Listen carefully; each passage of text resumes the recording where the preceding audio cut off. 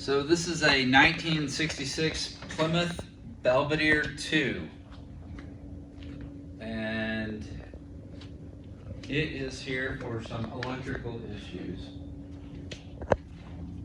And the electrical issues for the 66 and all of it, 66 through 70, where the amperage goes through the bulkhead fitting, they're always notorious for bad connection, melting, that kind of stuff. But something that is not talked about very often is the gauges and how they work. So we're gonna go over that today and show you guys how to diagnose, troubleshoot gauges not working on the 66 through 70 V-body Chrysler. That would be Plymouth Satellite, Belvedere 1, Belvedere 2, GTX, be Dodge Cornets, Dodge Chargers, all of that body style for the B-bodies. Some of this does cross-reference over to some other A-bodies from, I think, 67 to 76 in the A-body line. And some other vehicles up into the 80s, like Jeep Wrangler, shares a part with what we're going to be talking about here. So the customer came in and said the temperature gauge and the gas gauge doesn't work, and he would like to get them fixed. So Chrysler uses what's called a voltage limiter. It's not a voltage regulator, it's a voltage limiter. And this is what it looks like.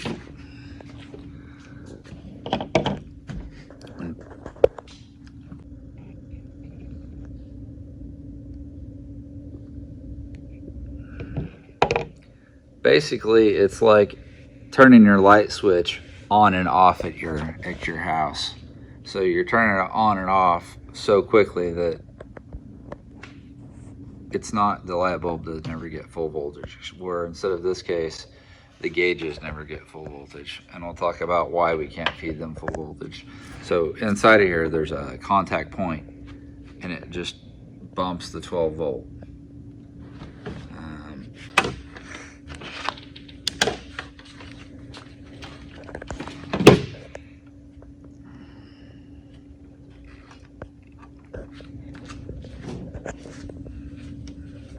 We took a light bulb socket out here, and we're just using this as our ground because it's difficult to put all the leads we need on there for testing. So same limiter. We're gonna put it in. Turn it around backwards there. We're gonna put it in, and we're gonna show voltage on our 5 volt side of where the gauge would go once we power this up. So that's ground, so that's showing continuity. So that's just telling us that our ground is good. When it touches it, it makes that noise, so good ground.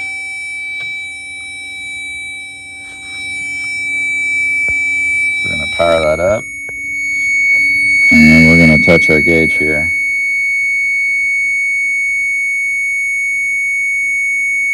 See how it's flashing? That's working. That means that one works. So that is working properly.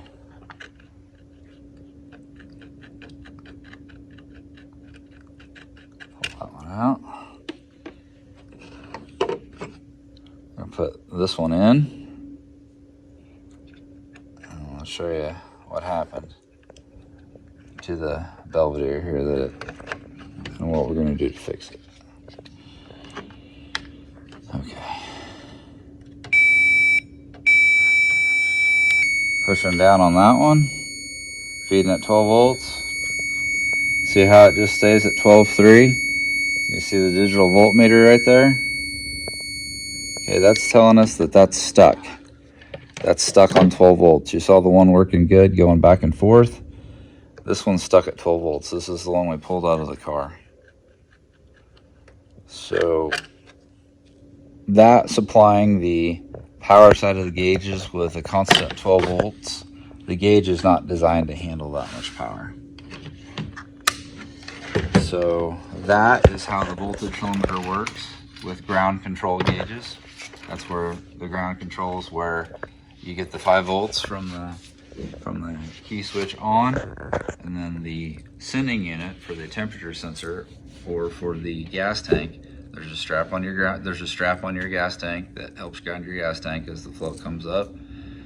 It's giving the wire that comes to the gauge on the other side of that pin more ground signal, and that's what makes the move. So it should be fluctuating at the 12 to 5 volts like I just showed you that it does with the DVOM. But it's pulsing it to give you an accurate reading, and we're going to take one of these gauges apart to show you what's inside of one and why it does, why we can't put the constant 12 to it.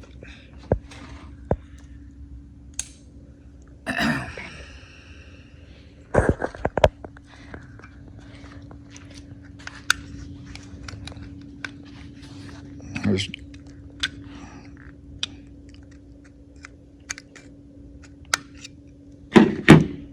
very gentle. They're very fragile. I don't know if you can see inside that. See how tiny that wire is. It's less than 1 strand of wire. What it does is it heats up this metal here, and that metal, as it gets hot, it moves the gauge over. But we can grab the digital voltmeter here, and we can do a continuity test on that, just to show you guys that it's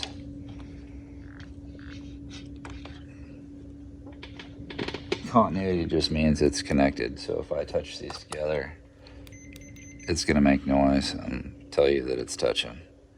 So that wire's obviously broke, and it's not even fat enough to hold it to tell the meter that it's on. And you could also get that almost burnt right there too. You could also use your ohms of resistance on the gauge without taking it apart, and your ohms of resistance would tell you that if it shows open, the gauge is burnt. So that's what the inside of the gauge looks like. That's how it works. We can go NOS, we can go used original, or we can go new aftermarket. NOS, always the most expensive. It doesn't guarantee the NOS gauge is going to work. It's still 70 years old. You just have better luck with NOS than you would at buying a used one. You could buy a used cluster for this car around $350, and no guarantee that the one you get off of eBay is going to be any better than the one we have here. So as far as the customer standpoint goes, unless we can test it in front of us, it's not one of those things that would make good sense to buy used, to put used gauges back in it. If you're doing it yourself, great. Take a chance on a used gauge, or take your DVOM when you're checking them at the swap meet. The customer did decide to go NOS and pay the money to have the original gauges put back in it and have it fixed right. So we are waiting on them to show up, and that's about it as far as the key sends 12 volts to the dash, the voltage limiter cuts it to 5. The 5 is what powers up the gauge, and the ground signal from your sending unit for your water temp and for your fuel level is what